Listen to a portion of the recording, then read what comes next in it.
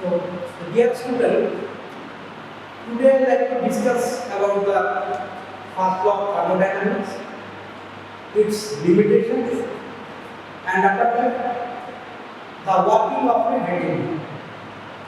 So, student, according to the first law of thermodynamics, that energy can neither be created nor destroyed, though it can be transformed from one form to another.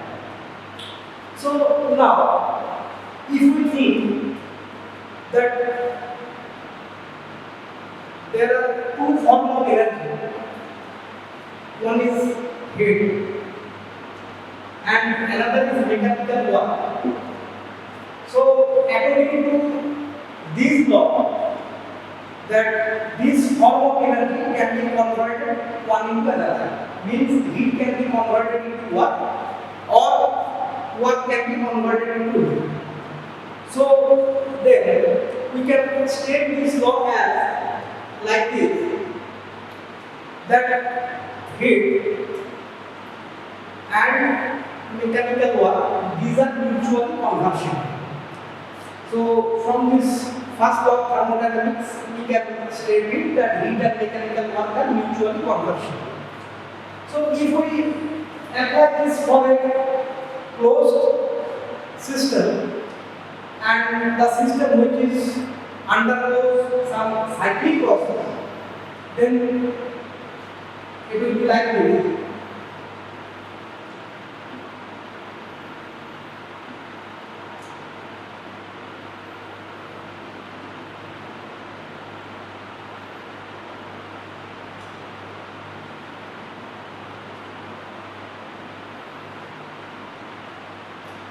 So, if we apply this for a closed system, so condition is that it is a closed system and the system undergoes cyclic process.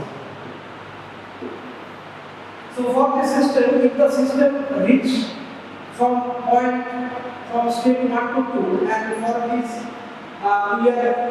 we are delivering W amount of heat, and again when the system is returned back from state to 1, and the system actually will get the Q amount of heat, then it will be like this. And if we express this, then it will be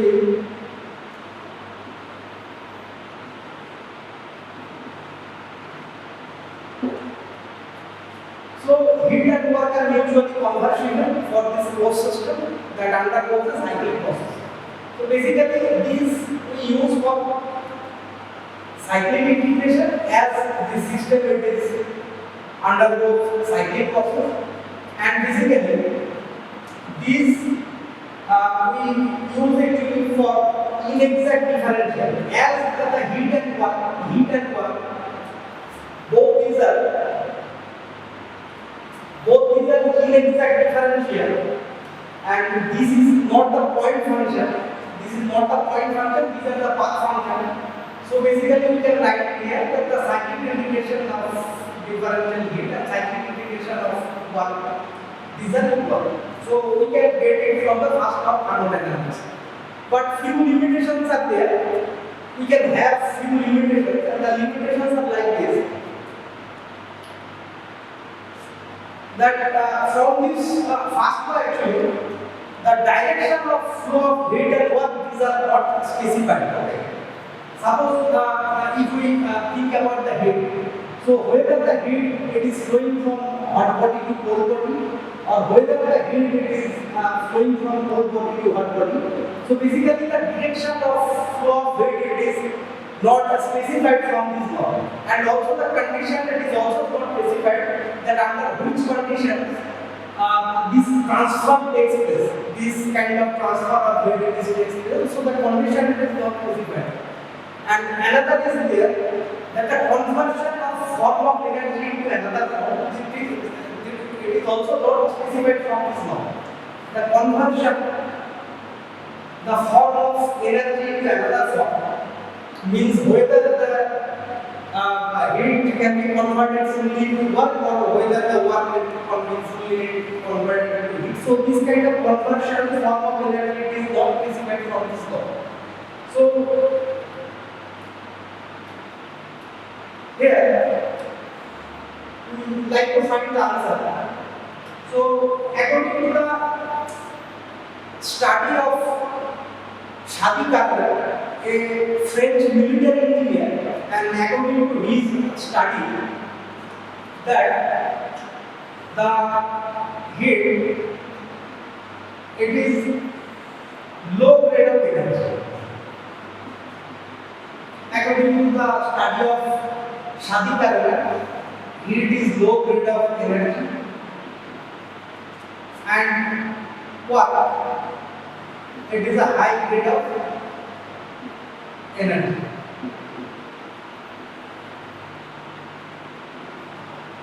So according to his study, that the complete conversion of high grade of energy into low grade of energy is possible.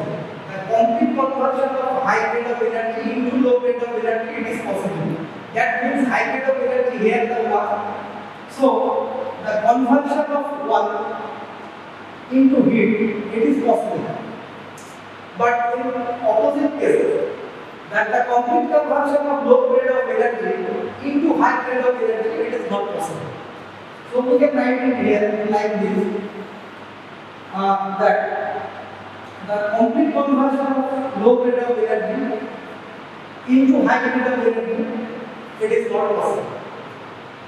It will be clear to us if we think about this for the heat engine, and if we think about the second law of thermodynamics. So this concept will be clear to us. So now,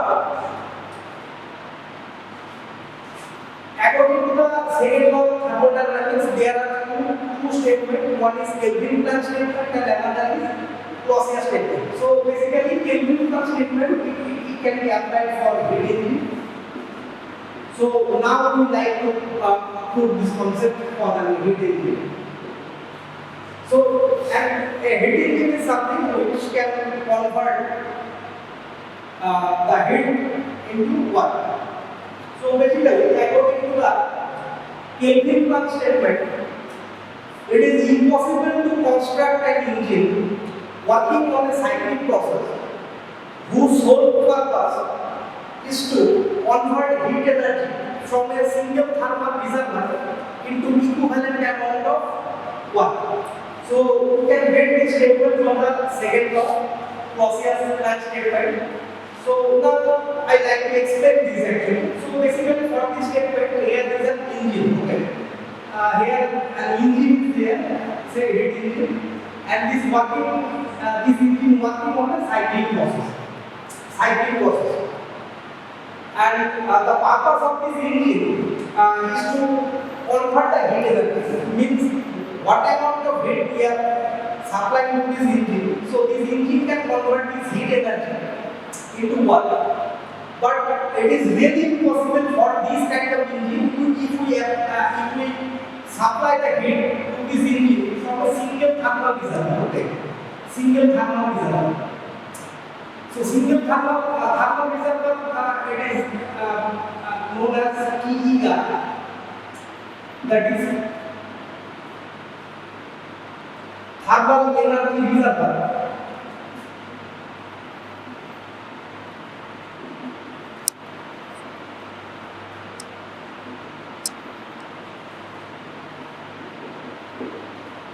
So thermal energy reservoir basically it is a large body which have some infinite heat capacity, and from this body if you take some amount of heat or if you deliver some amount of heat, then the total temperature of this body it is remain constant.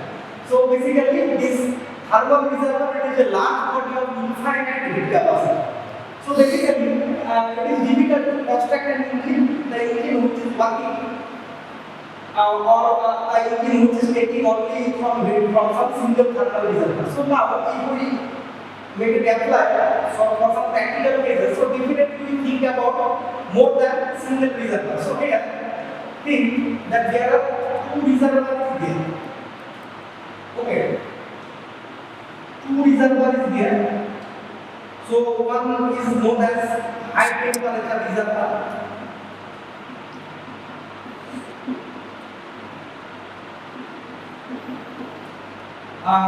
The temperature of this thermal reservoir is T1, and another reservoir is there. It is low temperature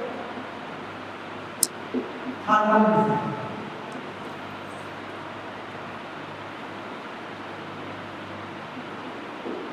So now it is possible to construct an engine when the engine is working between two thermal reservoirs.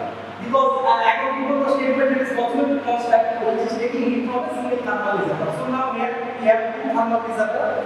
The temperature of high thermal reservoir is T1 and the temperature of low thermal reservoir is T2. And obviously T1 greater than T2, that means the temperature of high thermal reservoir is more than the lower. So now if we construct an engine here, so this is an engine. So now, if this engine actually takes heat from high thermal reservoir and the amount of heat is Q1. Okay. So if this engine takes heat from high thermal reservoir Q1 amount of heat, then what happens? Only a part of the heat it is possible to convert into work. Only a part of heat, because according to the statement actually it is impossible for this engine to convert all the heat energy into equivalent amount of work. So the heat actually it is not possible to convert it fully into work. So some part of heat it is converted into work and the rest of the heat it is rejected to the lower field. Suppose this amount of heat is Q. So what is the amount of work what we are getting from here from this engine? So what is P1 minus Q. So if the Q1 amount of heat it is delivered to this engine or it is supplied to this engine, so this engine it is able to convert some part of heat into work. And the rest of the heat will be rejected to the sea. So now the work is equal to, you can write here P1 minus P2. So some part of heat it is converted into work. So now this statement it is possible to apply for this kind of heat engine because this heat engine is not only working with that single thermal reservoir, two thermal reservoir is there, and also the total amount of heat is not converted into work. Some part of heat is converted into work and the rest of the heat is rejected into the lower thermal reservoir. So what will be the efficiency for this engine? So efficiency means we know the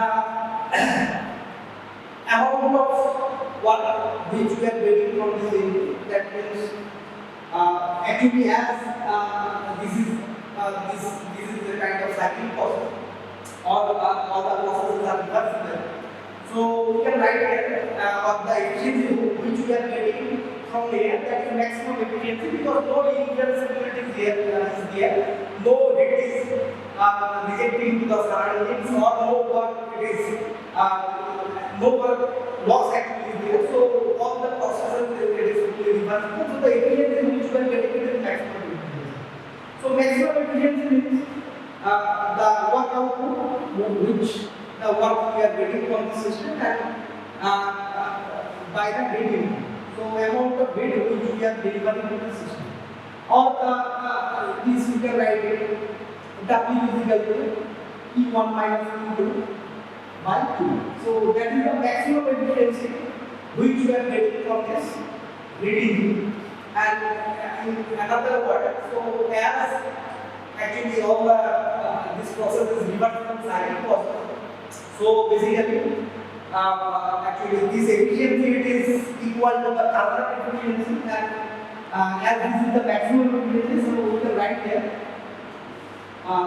this efficiency is equal to thermal efficiency. So that is Q1 minus Q2 by Q1 minus Q2 by Q1. So it is the maximum efficiency for the heat engine which we are getting, and this engine actually it is following the Kelvin Planck statement, that is the first statement, Kelvin Planck statement. the statement from the second law of thermodynamics. So in this regards actually I like to share a term that is PMM2. So PMM2 means perpetual motion machine 2. Okay, perpetual motion machine 2. Perpetual motion machine 2 it is something. It is a heat engine basically. It is a heat engine, and the engine which can convert all the heat energy into equivalent amount of work. So suppose it is a heat engine, and if we are delivering new amount of heat, so this engine it can be converted all the heat into equivalent amount of work. So this engine actually it is known as perpetual motion machine 2. Basically it violates, basically this engine actually violates the second law of thermodynamics, that is the Kelvin flux statement, and actually it satisfies the first law of thermodynamics. So student, I think you can now understand about the first law of thermodynamics and the limitations, and also the working of a heat engine, how a heat engine can work, and how a heat engine can follow the second law of thermodynamics. So thank you, student. That is the end of my topic.